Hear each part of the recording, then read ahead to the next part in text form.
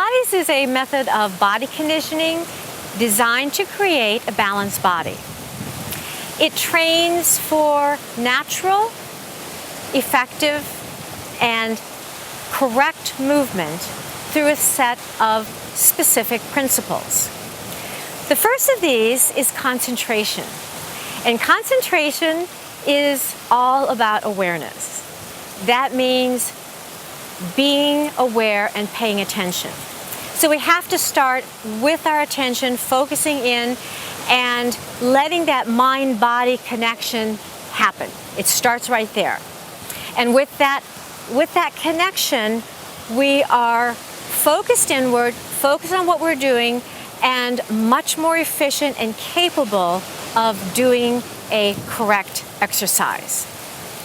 With that concentration and attention to detail, awareness, we move to control. And this is the core of it all, the muscle control that we use in the exercises.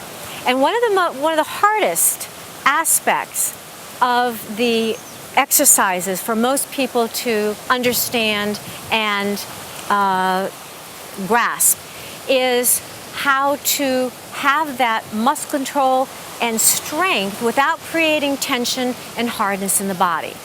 And that is so vital to creating the fluid and effective movements and sequence in the method. So the control comes from focusing on the muscles that are doing the work and observing what's happening with the muscles, as well as focusing on how the body is anchored, the core is stabilized, and the movement that comes from that strong core. And this muscle control becomes more accessible with time and practice. And the beauty of the Pilates work is that because we're using all the muscles simultaneously, and we're not just isolating muscle groups, it creates long, lean muscles, lengthens and strengthens at the same time. With this control, then we come to our center. And this is what Joseph Pilates called our powerhouse. The powerhouse begins from the pelvic floor up to the bottom of the rib cage and is comprised of all of the muscles encircling the body in this area. And the most important muscle that we're really focusing on is the transversus abdominis, which is the deepest, most intrinsic abdominal muscle. Attaches in the front, fans out like a seatbelt all the way around, and figuratively in all of our exercises, we want to wear that seatbelt low and tight at all times. So this movement from the core, from the powerhouse, is always to pull up and out of that region so that we're actually lifting the upper body away from the pelvic area. So that gives us stability and strength to execute the exercises.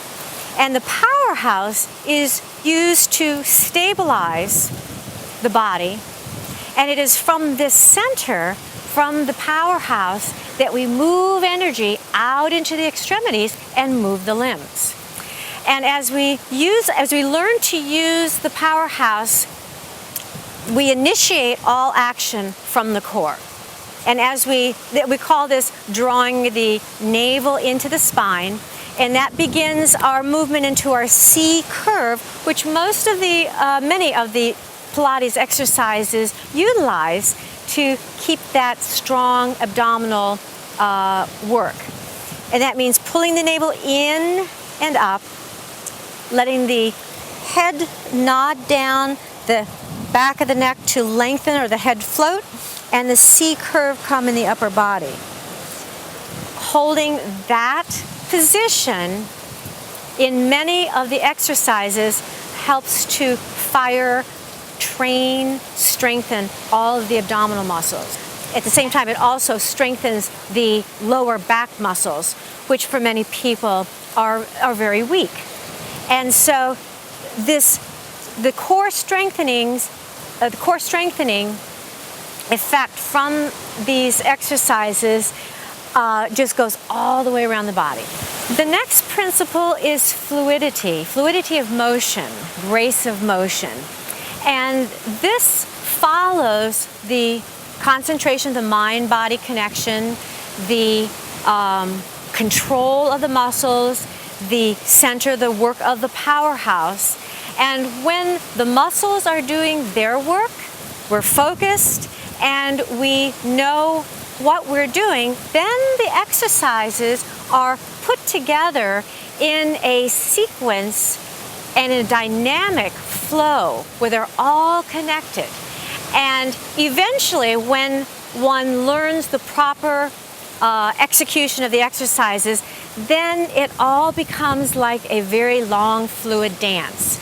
And then it really becomes fluid.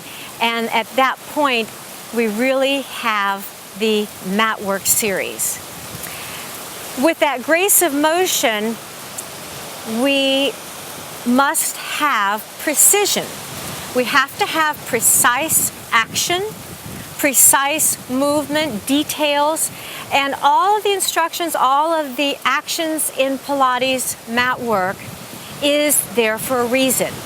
So learning the exact movements so that they can be executed precisely and correctly allows us to do a few reps rather than many sets and many reps. So less is more, so that when the body is tuned in and focused and working efficiently, we only have to do 5 or 6 repetitions of an exercise for maximum effect. And this is a real important part of the Pilates mat work, because the correctness of each movement comes from a balanced, aligned, and smoothly and efficiently working body, which is what we're looking for in the Pilates work. And as we become more precise and controlled in each exercise, we are able to use the breath more correctly. The breathing is a really vital part of exercise. You must breathe deeply, fully, and not hold the breath. Breath is life. And that was one of Joseph Pilates' main considerations, really big focal points, was proper breathing. A lot of the exercises work to teach complete exhale, so that with each complete exhale, you are then again being able to create a full and complete inhale. And with each exhale, when the exhale is complete, your body, your lungs are getting rid of all the old stale air. And many people do not breathe very completely or correctly. And so the Pilates exercises are very beneficial for learning correct breathing rhythms. And the correct breathing rhythms really enhance one's ability to do the exercises correctly and comfortably as well. And so in the Pilates exercises, we breathe not just vertically. A lot of people just breathe from the top of the chest. We breathe laterally and posteriorly. So we call this lateral posterior breathing because we breathe sideways into the side ribs and back into the back ribs. So the breath is much more three-dimensional, because that's the only way we can support all of this movement and action control in the muscles is with proper breathing. Breathing in through the nose and breathing out through the mouth also helps to sustain that full exhale, which you do in the hundreds and in the mat work. Breathing is very important to the entire sequence, because while you're learning and doing the muscle control, you have to allow the diaphragm to be relaxed and move. And that's, again, one of the trickiest parts of doing the exercises correctly and comfortably, is to allow the full breathing pattern within that structure of muscular action, concentration, and control.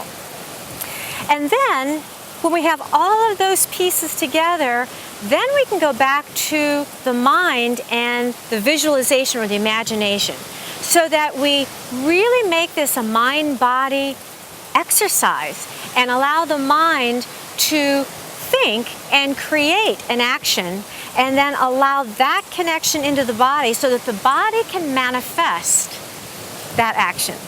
And it is such a powerful connection, which is why it's also such an effective form of exercise.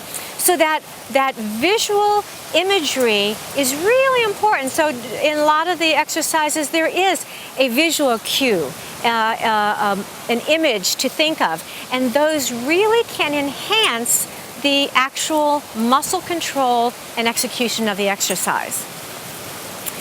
And then we have intuition. And intuition is being able to listen to that inner voice and be aware and tuned in, so that the work that we do is comfortable, is appropriate, and beneficial. This is not a form of exercise where there is no pain, no gain. If something hurts, you stop. And if something doesn't feel right, make modifications. There's lots of modifications where one can support, have a prop, or do exercise a little differently that will accommodate one's own capabilities. And it's really important to listen to that inner voice and pay attention and make any adjustments as necessary, so that it can be a comfortable, beneficial, and productive activity. And lastly is integration. And what that is seeing the entire body as a comprehensive whole. And by connecting the mind and the body, using our inner vision, our inner intuition, and using the breath, we can connect everything and create that fully integrated, balanced body.